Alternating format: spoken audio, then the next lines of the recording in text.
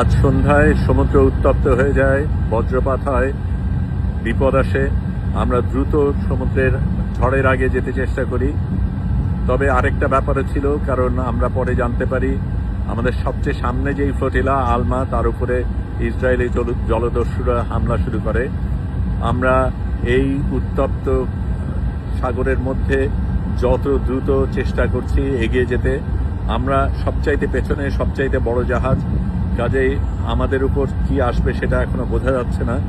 কিন্তু ইসরায়েল যেটা চেষ্টা করছে সেটা অন্যদের উপর আক্রমণ করে আমাদেরকে সাবধান করার চেষ্টা করছে, আমাদের ভয় দেখানোর চেষ্টা করছে।